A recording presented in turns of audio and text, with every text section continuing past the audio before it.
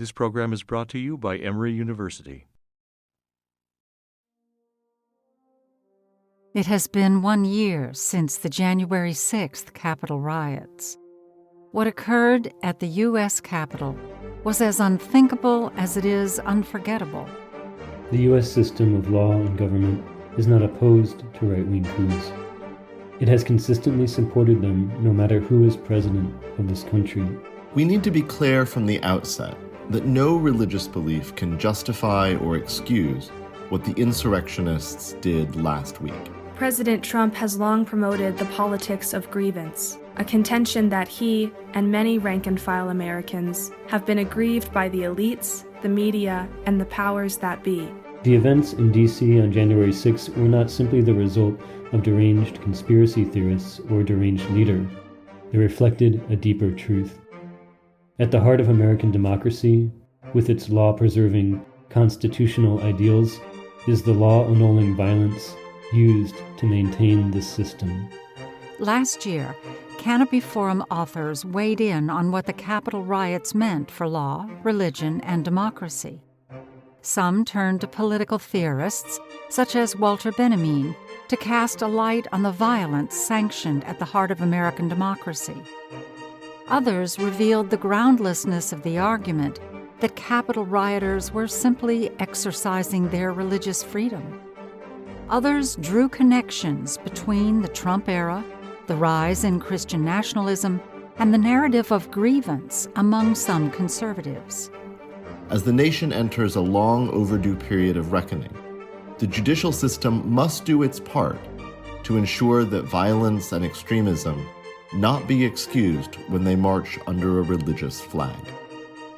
Altogether, this is January 6th, 1 year later, brought to you by Canopy Forum.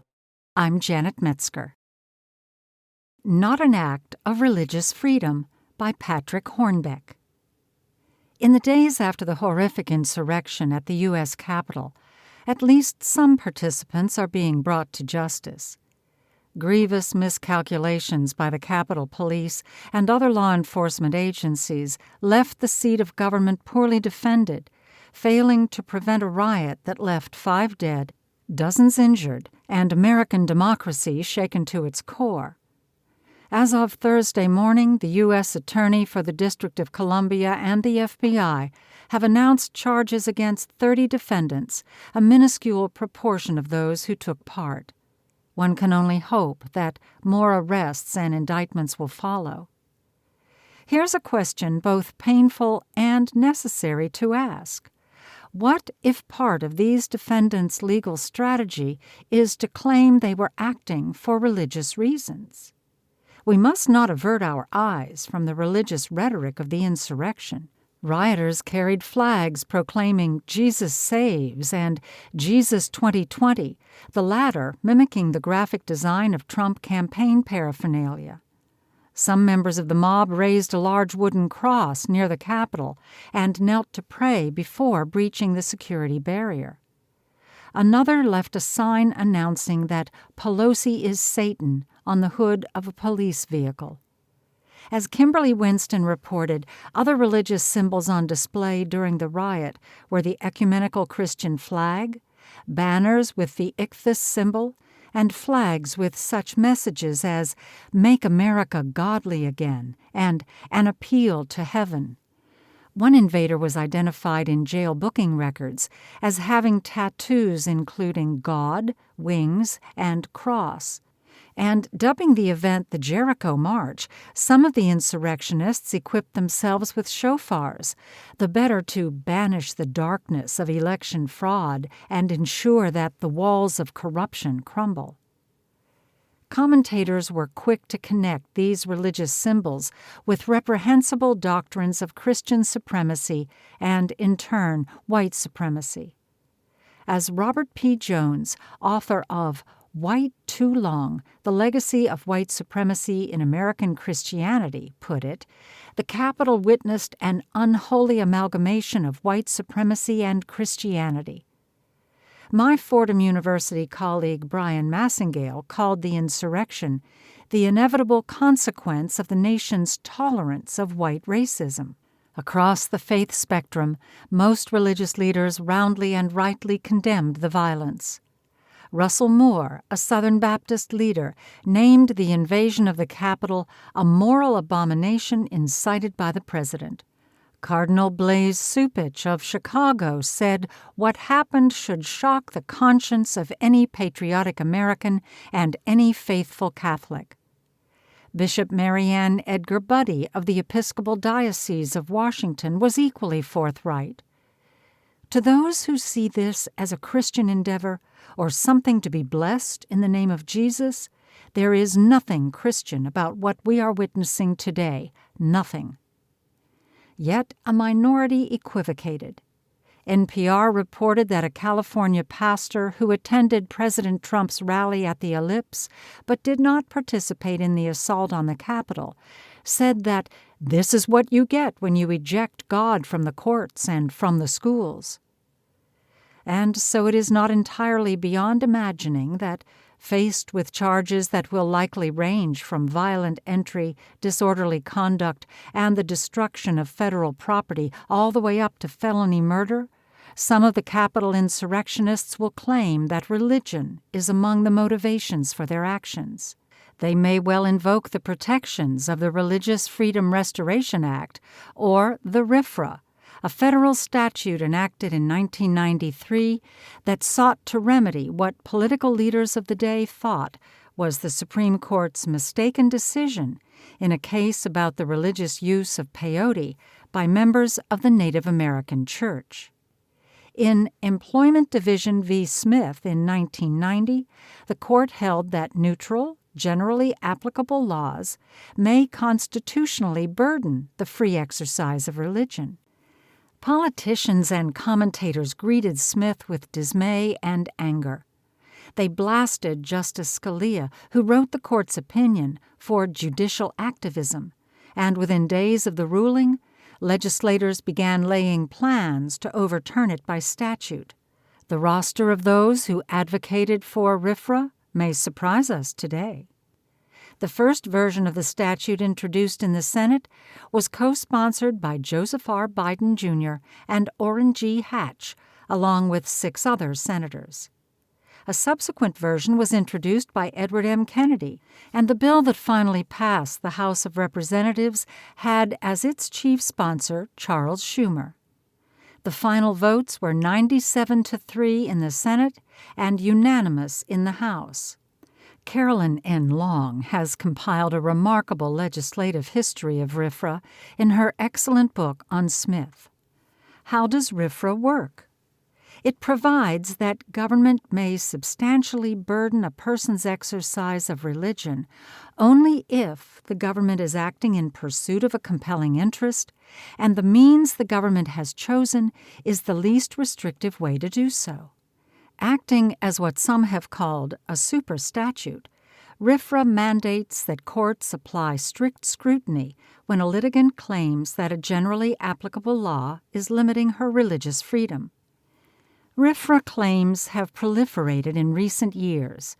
The Supreme Court wielded the statute in 2012 to require that the government exempt Hobby Lobby and other closely held corporations whose owners possess strong religious beliefs from the Affordable Care Act's requirements concerning insurance for contraception.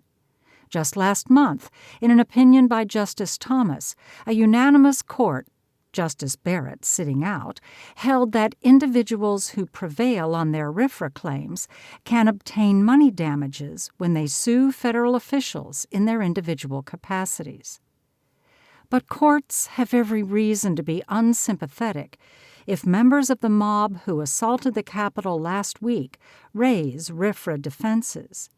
Both the text of the statute and recent precedent are clearly against them. The first hurdle these defendants would have to overcome would be to demonstrate that their actions at the Capitol were part of their religious practice.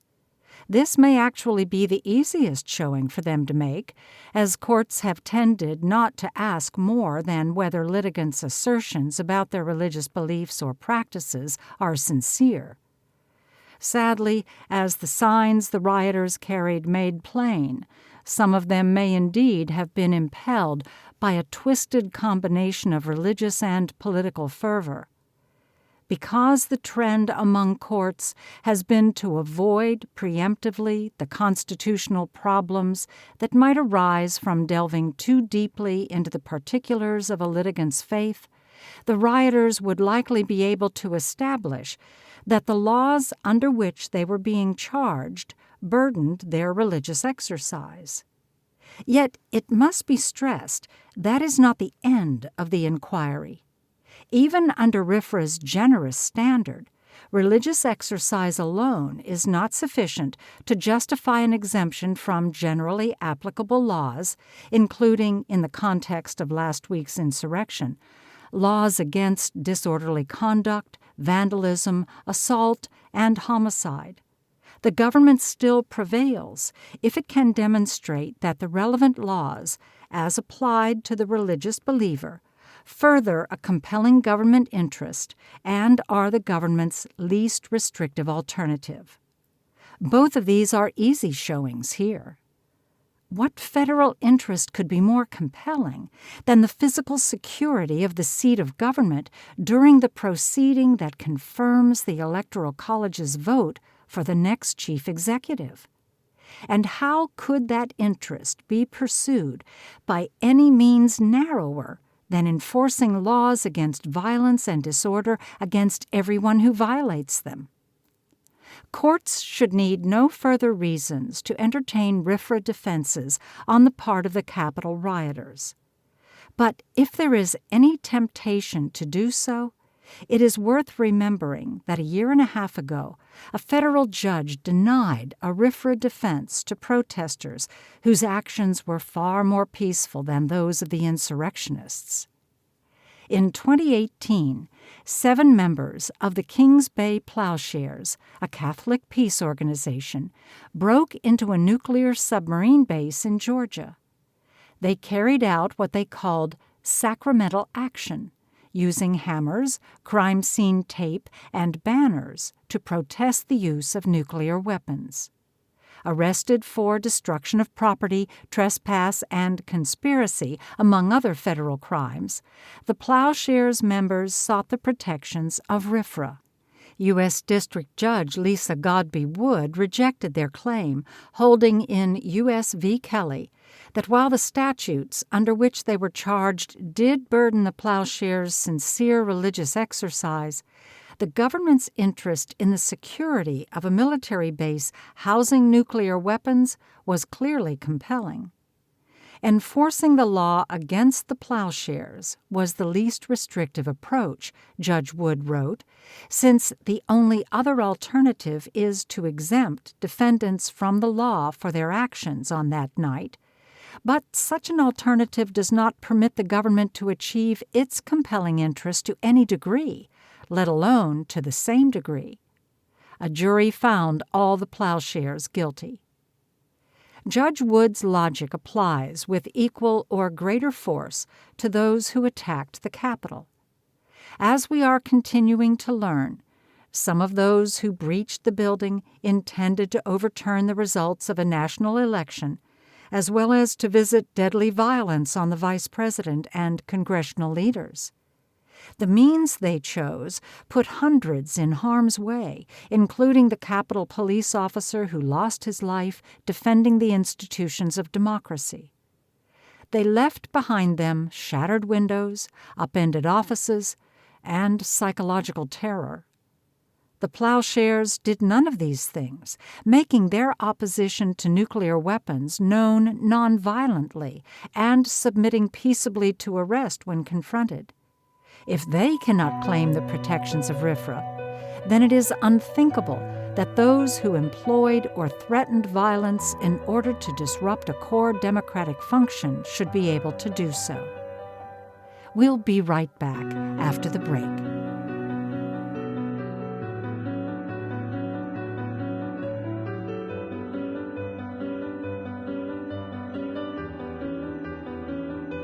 This is Anna Knutson from the Center for the Study of Law and Religion at Emory University, and you're listening to January 6th, 1 year later, brought to you by Canopy Forum.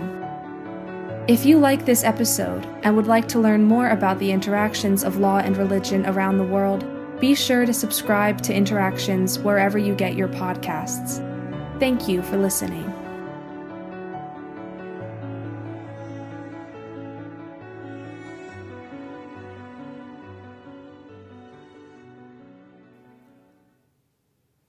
Some may wonder whether the argument I have been making is even necessary.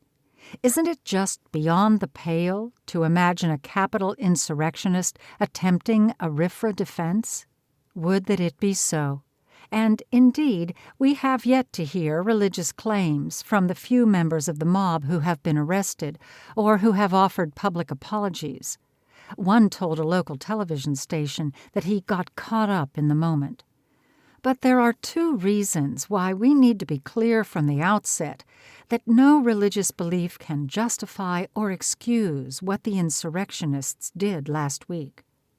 One is that religious freedom has sometimes been uncritically fetishized among some of those who have supported the policies of the outgoing administration. Some have argued, for instance, that bans on religious gatherings during the COVID-19 pandemic are unconstitutional. It should go without saying that the framers of U.S. democracy rightly protected religion and its exercise in the opening clauses of the First Amendment. But they never intended that religious faith be an absolute legal immunity for those who practice it, no matter how fervently or sincerely. Jefferson, for instance, wrote in Virginia's statute concerning religious freedom that government officers may interfere with religion when principles break out into overt acts against peace and good order. Courts, advocates, and commentators are currently in the midst of an important debate about how far religious exemptions should extend. But in the wake of Wednesday's violence, we must be clear that religious freedom has limits. The second reason is that the insurrectionists are likely to be legally desperate. Their actions amply documented in images and videos, many of which they themselves posted online, it will be difficult for many of those who stormed the Capitol to deny what they did.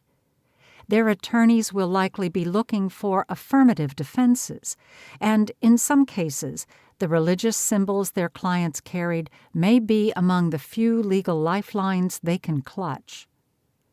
Many observers of U.S. Christianity have commented that the assault on the Capitol exposed more clearly than ever the dark alliance President Trump and politicians who support him have forged with those who advocate white supremacy and Christian nationalism. As the nation enters a long overdue period of reckoning, the judicial system must do its part to ensure that violence and extremism not be excused when they march under a religious flag.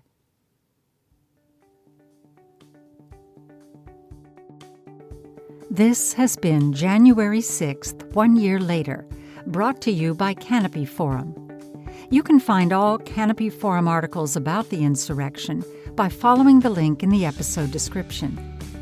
Canopy Forum and the Interactions podcast are distributed by the Center for the Study of Law and Religion at Emory University and produced by Anna Knudsen.